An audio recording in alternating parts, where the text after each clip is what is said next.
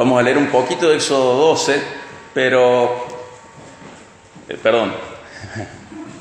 Vamos a leer un poquito de Éxodo 11, pero en Éxodo 12 es donde se va a desarrollar más claramente la idea de Pascua, esa última noche de esclavitud de los israelitas de Egipto.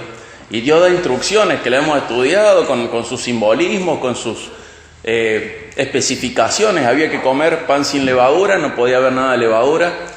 Había que comer hierbas amargas, cada cosa tenía un significado. Dejar afuera el pecado, saber que iba a haber sufrimiento. Había que comer parados y listos para salir, porque no eran de ahí, eran de otro lugar. Y habíamos hablado de todo lo que tenía que ver eso con nosotros, no lo vamos a mencionar hoy. Pero también había que comer un cordero por familia, y si la familia era muy chica, había que juntarse con el vecino, de tal manera que sobrara el menos cordero posible, y si llegaba a sobrar algo, como el sacrificio debería ser total y absoluto, lo que sobrara debía quemarse. Pero al mismo tiempo, la sangre del cordero tenía que ser puesta en los dinteles, en los marcos de las puertas, porque iba a pasar algo, y es lo que vamos a leer. Fíjense en Éxodo 11, 4 al 7. Y Moisés dijo: así dice el Señor, como a medianoche yo pasaré por toda la tierra de Egipto, y morirá todo primogénito en la tierra de Egipto, desde el primogénito de Faraón que se sienta en su trono, hasta el primogénito de la sierva que está detrás del molino, también todo primogénito del ganado. Y habrá gran clamor en toda la tierra de Egipto, como nunca antes lo ha habido, y como nunca más lo habrá. Pero a ninguno de los israelitas ni siquiera un perro le ladrará, ni a hombre, ni a animal, para que ustedes entiendan cómo el Señor hace distinción entre Egipto e Israel. Y acá el cuadro es como muy contrastante, porque por un lado vamos a ver el juicio de Dios sobre Egipto, justo, y por otro lado vamos a ver lo que le da el nombre a la Pascua, pasar por alto o saltar, lo que Dios va a hacer con Israel, por gracia. Y esa noche los egipcios iban a llorar como nunca. Tratemos de ponernos en sus lugares. A la medianoche seguramente no todos iban a estar durmiendo y alguno iba a estar despierto. Y en ese momento iba a ver a su hijo más grande fallecer. Piensen en sus hijos. Esa noche alguna mamá, algún papá, algún hermano iba a ver al primogénito de cada familia fallecer. Y el clamor iba a aumentarse. Y se iba a escuchar. Yo vivo cerca de una cancha de fútbol y cuando hay viento norte escucho los goles. Y son lindos porque justo es el cuadro con el que simpatizo. Pero esa noche se iban a escuchar gritos terribles de ver a sus hijos más grandes morir. El ganado, el ganado, la familia, y esto se iba a escuchar desde el palacio, y dice, hasta la sierva que está detrás del molino. Toda persona, sin importar clase social, toda persona iba a tener una pérdida cercana, íntima. Quizás su propia vida iba a perder ese día. Imagínense estar en ese momento y empezar a escuchar este clamor. ¿Cómo se hubiera expresado este clamor? Esta muerte de los primogénitos. ¿Habrán golpeado las paredes? ¿Habrán gritado? ¿Habrán gemido de dolor? Todo. Y que la gente se vaya despertando a medida que el clamor va creciendo y viendo que cada familia había recibido justamente el juicio de Dios. Y cada familia había recibido esto. Todo Egipto herido en lo más profundo de su corazón. Y por otro lado, tenemos a los israelitas, al pueblo de Dios, haciendo un ritual que el Señor les pide. Y ellos deben haber escuchado. Cercano, el pasaje anterior en Éxodo 11 nos dice que eran cercanos, incluso en ese momento gozaban de buena relación los egipcios y los israelitas, eran amigos justo en ese momento, porque Dios lo hizo, en ese momento había buena relación, justo en ese día. Y empezar a escuchar ese clamor, y pónganse en lugar de los israelitas. ¿Y mi hijo? ¿Habrá funcionado la sangre del cordero? ¿Habrá sido perfecto el cordero que ofrecimos? ¿Habrá quedado algo de levadura o lo habremos sacado todas? ¿Habremos comido lo suficiente de hierbas amargas? ¿Habré permanecido el tiempo correcto de pie? Es la primer Pascua. Es un juicio masivo de Dios.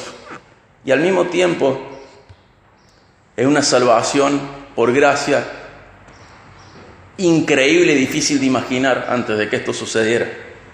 Y ellos obedecieron confiando en Dios y comprobaron una vez más que Dios estaba con ellos y que Él es confiable. Y que eso que pasó, esa sangre de ese cordero derramada, ese sacrificio es inocente, los protegió. Porque así Dios lo estableció. Y su alegría por ser librados de la muerte y además de la esclavitud debe haber tenido una expresión muy marcada. No sé cómo habrá sido. ¿Habrán reído de nervios? Yo creo que hubiera reído de nervios. ¿Habrán llorado de alegría? Yo creo que hubiera llorado de alegría. ¿Qué habrán hecho? ¿Qué habrán sentido los israelitas al ver este contraste? Es gracia. Ni ellos, ni nosotros, ni nunca nadie ha sido perfecto. Es gracia de Dios, derramada de esta manera. Y la libertad de esclavitud de Egipto no se compara con la libertad que nosotros hemos recibido en Cristo frente al pecado y la muerte. Y esa alegría tiene que estar en nuestros corazones. En cada Santa Cena, nosotros hemos estudiado mucho de esto y sabemos que es superior nuestra libertad, es eterna. Y sabemos que participar de la Santa Cena es un memorial de la muerte de Cristo y también de su regreso futuro. Recordamos que Cristo murió por nosotros, que Él es nuestro Cordero de Pascua sacrificado por nosotros. Recordamos eso y recordamos que Él vuelve. Recordamos que esto es una institución instituida por nuestro Rey y la respetamos y la honramos porque es sagrada y es solemne.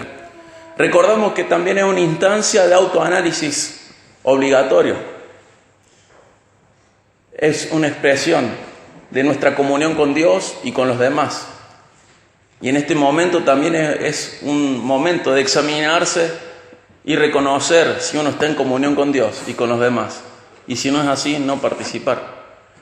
Y también es una celebración, porque ganó. Nuestro Cordero resucitó. Y muy lejano y muy diferente a la idea que a veces nos queda. Y sin ofender a nadie ni a nada, a veces nos queda esta idea casi de velorio de la Santa Cena. Es una resurrección. Somos libres, eternamente libres, y nuestro Cordero se puso de pie. Y su victoria frente a la muerte anuncia nuestra victoria frente a la muerte. Y su victoria contra el pecado anuncia la nuestra. Y un día vamos a estar con Él para siempre, participando de esto. Y tenemos que celebrarlo. En 2 Corintios 5, acompáñenme, vamos a leer muy poquito más. 2 Corintios 5.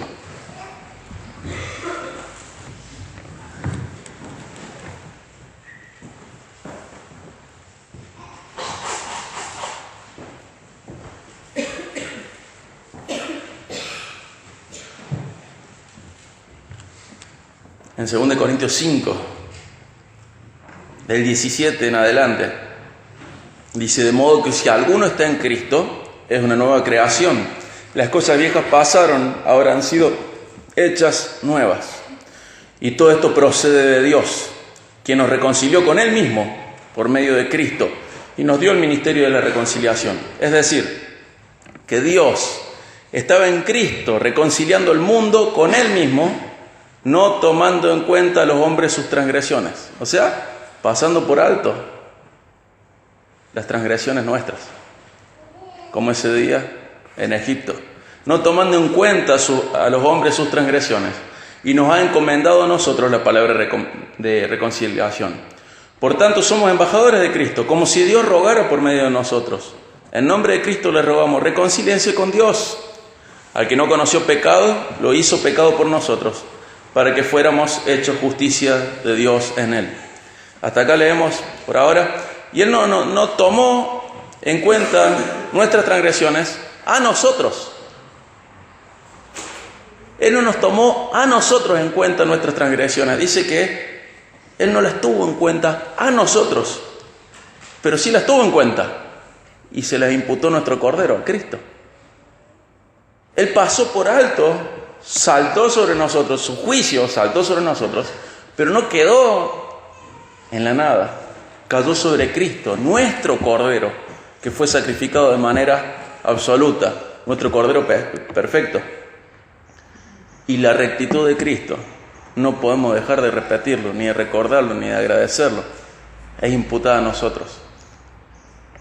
Él pasó por alto el juicio a nosotros. No tomó en cuenta nuestras transgresiones, a nosotros, pero sí se las tomó en cuenta a Cristo, y eso es lo que pasó en la cruz. Pero eso no quedó ahí. Nuestra vida tiene transferida e imputada la rectitud de Cristo, la justicia de Cristo, la rectitud, la perfección. Y así es como el Padre nos mira, porque estamos en Cristo. Y por favor acompáñenme al último pasaje que vamos a leer, 1 Pedro 1, 18 al 21.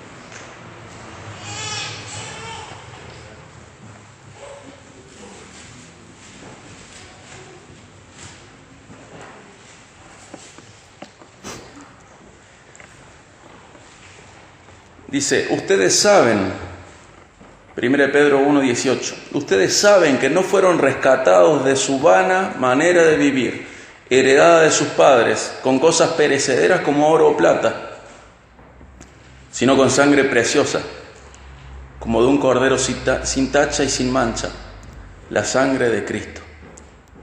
Porque Él estaba preparado desde antes de la fundación del mundo, pero se ha manifestado en estos últimos tiempos por amor a ustedes. Por medio de Él son creyentes en Dios, que lo resucitó entre los muertos y le dio gloria, de manera que la fe y esperanza de ustedes sean en Dios. Nuestra confianza está en Dios, porque nuestro Cordero fue resucitado y fue glorificado, y por eso nuestra confianza está en Él. Entonces, en este momento de celebrar la Santa Cena, nosotros celebramos, entre muchas otras cosas, que Dios nos liberó del pecado y de la muerte, que Jesús fue inmolado como Cordero de Pascua, pero resucitó y vive eternamente. Y también celebramos que Él regresará por los suyos, y que nosotros vamos o Él viene, pero las dos cosas son pronto y más rápido de lo que creemos. Él resucitó, celebramos su resurrección, celebramos su victoria, participamos de estos símbolos, pensando en todo esto, celebrando de que el juicio no cayó sobre nosotros, pasó por alto sobre nosotros, porque la sangre de este Cordero nos protegió, pero cayó sobre el Cordero. Pero el Cordero no quedó así. El Cordero resucitó y es glorificado por siempre, y es nuestro Rey, es el León. Oremos y vamos a compartir los símbolos.